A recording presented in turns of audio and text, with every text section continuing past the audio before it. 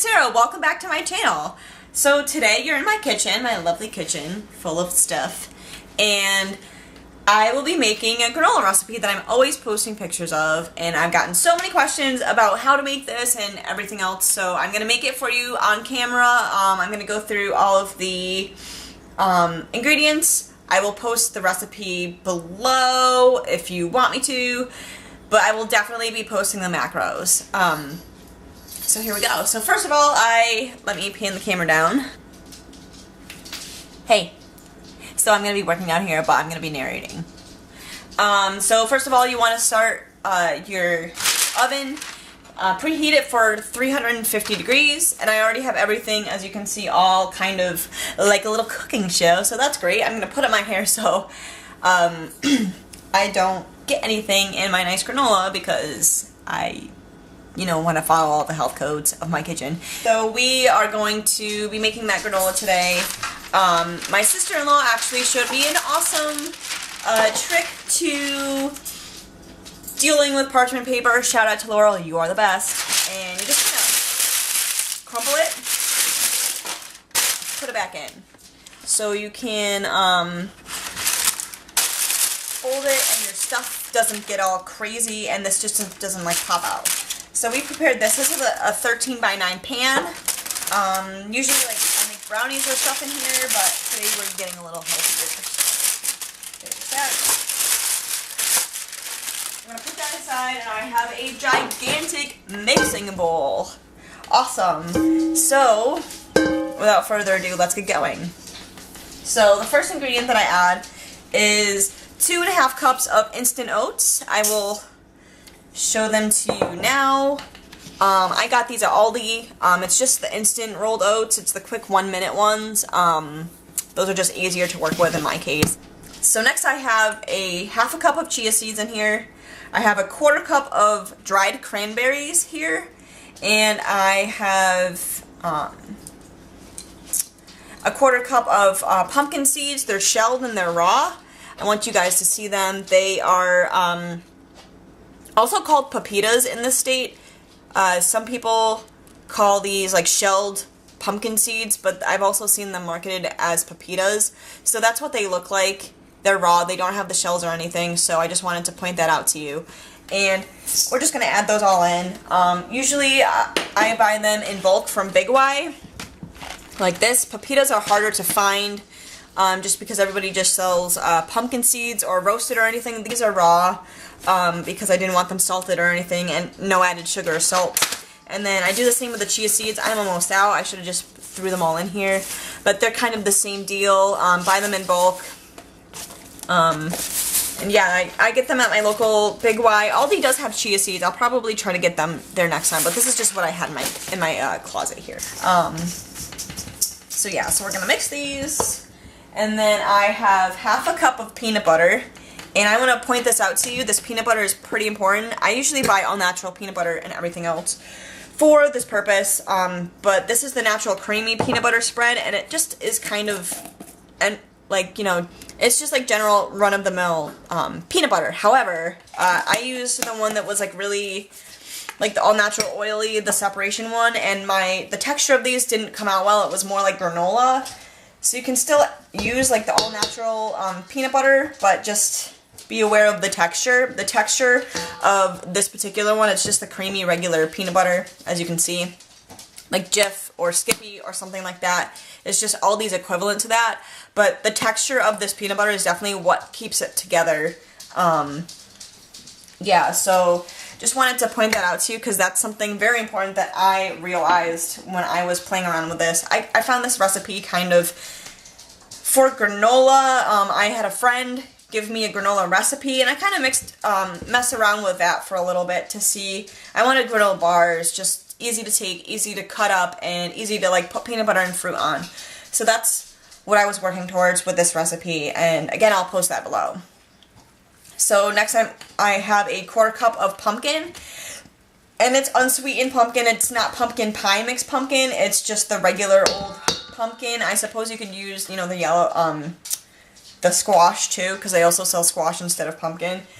But that's just what I chose to get this time around. I am now adding a half a cup of applesauce. This is unsweetened applesauce. Just because I don't want any more added sugar than I really need to. I, don't want to be adding things that I don't necessarily, need in my granola. So, and then the final step, the actual sweetener, is 2 tablespoons of maple syrup. And I will show you which one I use, because it's kind of cool. But not really, it's just, oh great! Our oven's ready! This again is the Big Y brand maple syrup. However, you can use pretty much any of the all-natural ones. This is just grade A dark. It doesn't really matter. It's just the sugar content and how dark or light it is, how sugary sweet it actually tastes. That's just what I had in my cabinet. But you really want to stay away from like Mrs. Butterworth and stuff like that, because obviously the point of making your own granola bars is cutting down on all the sugar and cutting down on pretty much everything else that is bad in there. So why would you add, an ingredient that kind of negates that? That's what I'm saying. So now I'm going to add nutmeg. I'm just adding, a few sprinkles of nutmeg. I love nutmeg and I love cinnamon. I think I'm actually close to being out of it. But I just add a lot of cinnamon. I love cinnamon. And we're back! So I just washed my hands, took off my rings so nothing crazy gets stuck in my rings. And what I'm going to do is just kind of, start mixing this. But I usually hand knead this just because I would just want a consistent, spread of all of the ingredients. It's important to have all of these ingredients in here. Chia seeds are really good for magnesium, iron, getting calcium into your diet, and potassium. Pumpkin seeds, cranberries, and applesauce, they have fiber, and they do provide some magnesium and some calcium. And there's just, a few things, a lot of vitamin C in what we're making today. The purpose of breakfast is to break the fast of sleeping, and you really want to start your day. Your body has been in kind of torpor, a little hibernation. It's been fasting for 8 hours or however long you sleep. So you really want to make sure that the first meal you put into it, really provides that extra energy for you. Alright, Cricket was just being really crazy, so we're just going to dive right in. You're going to get messy, it's fine. So we're going to just switch this out. Let's move all of this. We'll recycle that later. And so it's important that you want to just kind of press it down. I just kind of lump it all in there, try to get as much out as it can. It sticks to itself quite a bit, so it's pretty easy. This is a pretty easy recipe to follow. And then you just kind of want to knead it down. Make sure it's even throughout the pan.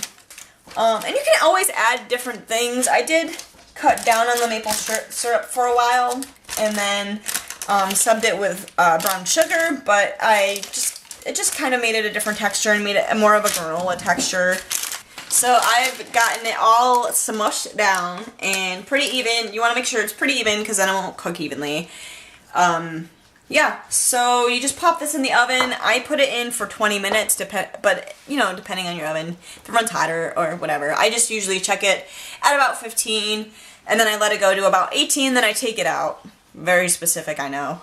When I take it out of the oven, I usually just, pop this out of the pan and let it dry on my butcher block counter, or cool on my butcher block counter. And I just want to stress to you that it's going to be very important that you let it cool completely before you cut it into bars. I usually cut mine into 9 bars, so that's 4 across, 3 widthwise, just because this is my breakfast. I usually have this and a piece of fruit, so I want to get all of that stuff. But if you look at the macros for my 9 bars down below and you say, oh geez, I don't want that much, you can definitely do it smaller. So this is yours to play around with, but I've gotten a lot of questions for it. I'm really happy to share this with you.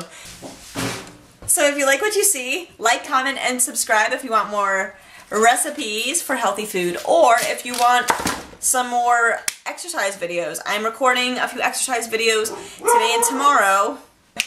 See you next time. Thanks for watching, guys. If you want to see